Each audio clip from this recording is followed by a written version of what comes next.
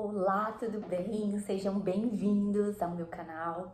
Aqui é um canal onde eu falo sobre restauração pessoal no casamento, restauração de uma forma completa, que é a restauração que eu vivo e a restauração que eu acredito. Seja muito bem-vinda, seja muito bem-vindo ao meu canal. Aqui muitas pessoas desejam entender sobre o processo, né, de restauração. E mais do que isso, muitas pessoas chegam aqui porque desejam salvar seus casamentos, salvar os seus relacionamentos. E eu tenho uma palavra de esperança para você. Eu gostaria muito que você curtisse, principalmente para poder me ajudar a entregar esse vídeo a mais pessoas, a alcançar milhões de pessoas que provavelmente estão passando por problemas no relacionamento.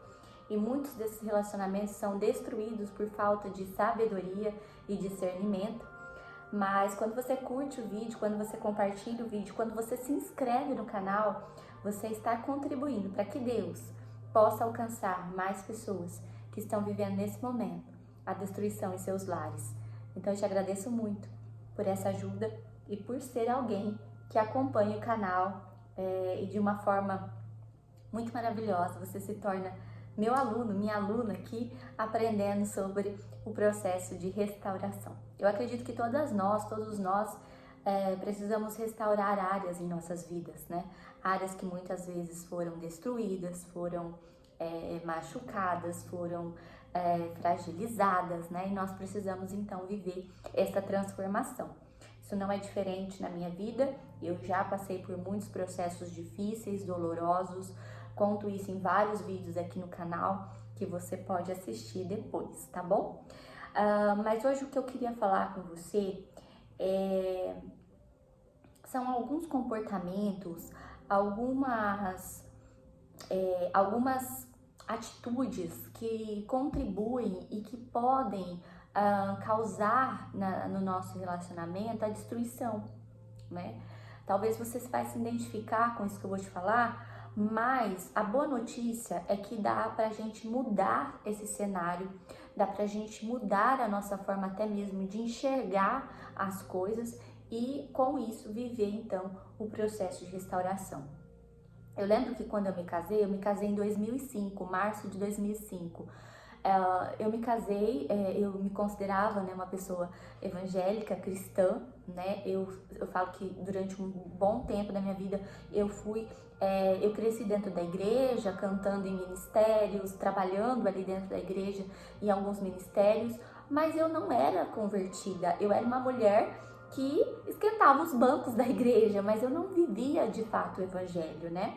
Eu achava que estava tudo certo ser daquela forma, eu não entendia que eu não era convertida. E assim, quando eu me casei em uma situação de julgo desigual. O que é a situação de julgo desigual? Eu era da igreja evangélica, de uma determinada igreja, só que o meu esposo, ele era da católica, ele era católico, toda a família, né, vinha dessa religião católica. E quando nós resolvemos nos casar, nós nos casamos em uma celebração ecumênica, onde tinha um padre, um pastor, e eles fizeram a celebração do nosso casamento. Até aí tudo certo. Só que eu não imaginava o que o peso do julgo desigual desenvolve dentro do casamento, né? Há um peso, gente, há uma divisão, né? E quando a gente fala de casamento, nós precisamos entender que a gente precisa casar com alguém que tenha pelo menos as mesmas convicções e as mesmas crenças que nós. Senão nós teremos muitos conflitos dentro do casamento, né? Por isso que Deus, ele fala que não é bom que a gente case com alguém que não seja da mesma crença, né? Ainda que a igreja católica e a igreja evangélica venham de uma mesma raiz, há uma divergência, por isso houve o movimento protestante.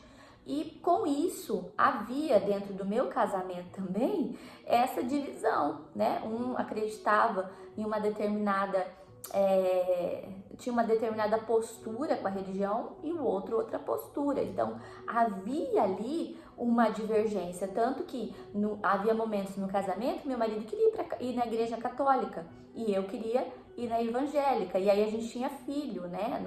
Na época a gente tinha a nossa primeira filha, Lorena. E com isso, ela ficava ali entre a cruz e a espada, porque ela não sabia quem acompanhar, se ia com a mãe, se ia com o pai queria levar, sabe? Então a gente já viveu ali no início do casamento, os conflitos começaram a acontecer por conta do julgo desigual. Além disso, por eu achar que eu era uma mulher convertida e eu não era, e eu vou explicar por que eu não era, eu queria que realmente as coisas acontecessem com a força do meu braço. Então, eu tinha vários momentos de brigas, né? Eu era uma mulher birrenta, eu era uma mulher brigona, eu era uma mulher nada sábia, eu era uma mulher que tinha que ser daquele jeito, como eu estava falando. E eu não aceitava o meu marido não ceder, eu não aceitava o meu marido não me acompanhar, né? Porque, na verdade, eu acho que dentro do meu inconsciente, subconsciente, eu casei pensando que ele fosse ceder em determinado momento. E não foi bem assim. O nosso início de casamento, durante os primeiros 10 anos de casados, foi luta em cima de luta por conta do julgo desigual, né? Porque havia momentos que vinham convites dos amigos católicos para batizar os filhos na católica, algo que eu não concordava, porque dentro da minha religião ali da religião evangélica, a gente não tinha essa prática, né, de batizar uma criança logo que nasce. A gente já deixava isso para quando o adolescente já tivesse poder de escolha, né, e aceitar Jesus por livre e espontânea vontade. Então a gente só consagrava, né, os filhos a Deus ali no momento do nascimento, e depois a criança, depois de adulta ali, jovem, ela mesma era batizada nas águas por imersão. Então tinha uma divergência de crenças, sabe?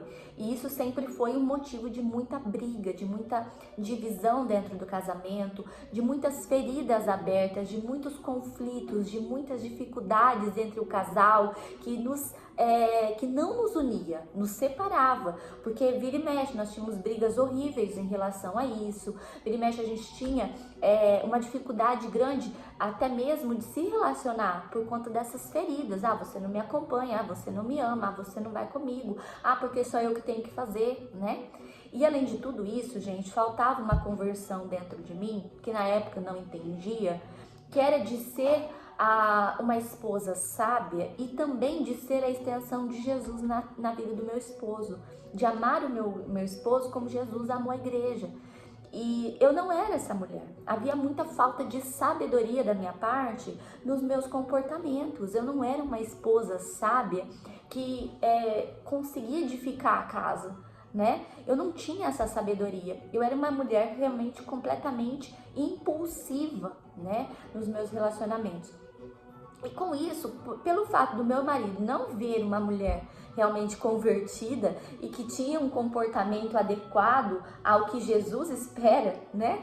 Ele não cedia mesmo. Como eu vou para uma religião onde eu não vejo essa mulher aqui que eu casei sendo uma bênção na minha vida, né? Uma mulher rixosa, uma mulher briguenta, uma mulher impulsiva, uma mulher que gasta descompensadamente. Por que eu vou seguir essa tal religião dela se ela não é um exemplo dentro da casa? Então eu tinha esse conflito com ele e ele me julgava bastante sobre isso, porque ele não desejava se tornar evangélico vendo a mulher que ele tinha dentro de casa. Em contrapartida, eu ficava indignada dele não ceder, dele não seguir comigo na religião, dele não ser aquele marido que me ama, assim como Cristo amou a igreja, capaz de dar sua própria vida pela esposa, pela noiva. E eu não me sentia tão amada assim. Então eu percebi uma ação do próprio inimigo, talvez, contra os dois, né? Para separar os dois. Então o julgo desigual era um conflito que batia de frente o tempo todo no nosso casamento. Isso foi por muitos anos mesmo, né? Ao ponto que quando nós chegamos no 14º ano de casados, né? Nós casamos em 2005, quando nós completamos 14 anos de casados, nós nos divorciamos. Por quê? Porque eram tantas feridas abertas, eram tantas marcas, era tanta tanta coisa guardada dentro que houve um momento em que a gente não vai dar, né? Não vai ter como. Há muitas divergências de opinião, há muita divergência de mentalidade entre os dois. Um acredita em tal coisa, outro acredita de uma outra forma. Então era algo que nos separava e não nos aproximava. E com isso nós assinamos o papel do divórcio com 14 anos de casados, né? E obviamente não foi a melhor escolha, não foi a melhor decisão. Os nossos filhos sofreram demais, eles foram muito feridos com o nosso divórcio. Eles sofreram muito mesmo, porque eu sempre digo que o casal sofre uma separação, mas os filhos, eles são retalhados, tá? A gente acredita que é melhor para os filhos quando tem uma linguagem bem, eu digo que bem satânica, né? Que diz assim, os filhos, os seus pais estão felizes, os filhos também estão. Isso é mentira, tá? Porque na verdade não há felicidade quando a gente assina um papel de divórcio para a vida desses filhos, tá? Esses pais estão pensando em si, porém lá na frente eles vão entender que não foi a melhor decisão, porque não existe satisfação na alma que preencha um coração que foi feito para Jesus, né? Que só Jesus ele é capaz de vir preencher o vazio que existe dentro da nossa alma. Então é um pensamento enganoso pensar que a gente precisa separar para ser feliz. Não. A gente não precisa separar para ser feliz, a gente precisa ajustar as diferenças, a gente precisa alinhar esse casamento. Aí sim seremos felizes. Nós não conseguiremos ser felizes fora do plano de Deus. E o plano de Deus é restaurar a sua família. Pense nisso. O plano de Deus não é separar a sua família. A não ser que você esteja num caso de violência, onde sua vida corre um risco imenso, né? Ou que esse marido saiu, te abandonou e já construiu outra família. Aí sim, eu acredito que Deus, ele realmente vai te abençoar para você seguir sua vida, né? Obviamente existem casos e casos, eu não quero aqui entrar nesse assunto, mas eu digo que o desejo do próprio Deus é a restauração. Ele não deseja que nós jogamos a toalha, assinamos o papel e nos divorciamos. Não, ele deseja que a gente seja realmente restaurado. Só que o processo da restauração, ele é individual. Ele não é algo que Deus vai fazer no casal ali, ele vai realmente trabalhar individualmente, e foi isso que aconteceu comigo no divórcio. Porque quando eu percebi que aquela fala que a Juliana sempre falava, você vai ser feliz quando separar, né? Eu mesma dizia pra mim, eu só vou ser feliz quando eu separar eu vou ser feliz. Isso não aconteceu no divórcio, o que aconteceu foi completamente o contrário, havia uma insatisfação na alma, um vazio profundo, algo que não preenchia, e que eu consegui compreender isso no meu deserto. Eu compreendi que não era o divórcio a solução era me tratar, ser restaurada e viver uma vida na dependência de Jesus, né? Aí sim, minha alma seria satisfeita e completa. Não há satisfação fora da presença de Deus. Por isso que quando nós nos entregamos completamente e vivemos aí sim a nossa conversão, de viver sobre o governo do Senhor e não o nosso, aí nós somos felizes e satisfeitas na nossa alma. E foi isso que aconteceu. Na nossa separação, essa visão foi ajustada. E foi aí que Deus começou a agir de forma pontual na nossa história, porque nós demos a abertura para o Espírito Santo entrar. E quando nós demos a abertura para o Espírito Santo entrar, aí já a nossa vontade já não valia nada, porque nós queríamos viver sobre a vontade de Deus. Quando a gente olha para o Pai Nosso, que Jesus nos ensinou, Jesus diz assim: Pai Nosso que estais no céu, santificado seja o teu nome e seja feita a tua vontade. Ele não falou, seja feita, Senhor, a vontade da Juliana, a vontade do marido da Juliana. Ele não falou isso. Ele falou, Pai, que seja feita a tua vontade. Então, se é a vontade de Deus, significa que não é a minha e não é a sua. Por isso, nós precisamos entrar nessa direção de governo do Senhor para entender qual a vontade dele para a nossa vida. Entende? Então, esse vídeo é para te alinhar sobre isso. Cuidado em andar sobre as suas vontades, sobre as suas emoções e não andar sobre o governo do Senhor, porque aí sim você vai compreender o que Deus tem para você ou não, tá? Então essa mensagem hoje, esse vídeo é para te trazer esse alerta, ajuste. Busque em Deus saber o que Ele tem para tua vida, para tua história, a restauração que Ele deseja gerar primeiro dentro de você, para depois você buscar a restauração do seu casamento. Entre no seu processo de conversão. Qual que é o processo de conversão? É viver sobre a vontade de Deus. Porque eu não tenho que fazer o que eu quero. Eu não tenho que viver sobre o que eu acho, o que eu penso, o que eu quero. Eu tenho que viver sobre o que Deus tem para mim, sobre o que Deus quer para mim, sobre o que Ele pensou, o que Ele imaginou para mim. Então não tenho que fazer o que eu quero. Nós não precisamos e não temos que fazer o que a gente quer. Nós precisamos viver sobre o governo do Senhor, da vontade de Deus. E aí sim, nós seremos felizes. Essa é uma visão madura de uma pessoa que entendeu o que Deus deseja. Entende? Essa é uma visão madura. Eu desejo que você seja mais madura hoje. Eu desejo que você seja mais maduro hoje. Entenda que para você viver um casamento restaurado, você vai precisar alinhar a sua visão com a de Deus. Você vai precisar buscar o Espírito Santo profundamente, desesperadamente, como se Ele fosse tudo que você precisa e Ele é. Então, entenda isso e coloque isso em prática. Absolutamente, sua vida vai ser restaurada. Que Deus te abençoe abundantemente, não apenas hoje, mas sempre. E escreva aqui nos comentários se esse vídeo te abençoou. Envie para alguém, mande esse vídeo para alguém que está buscando o processo de restauração. E sempre entenda que Deus tem algo extraordinário para você. E se você puder, medite em Ageu 2:9. Ageu 2:9.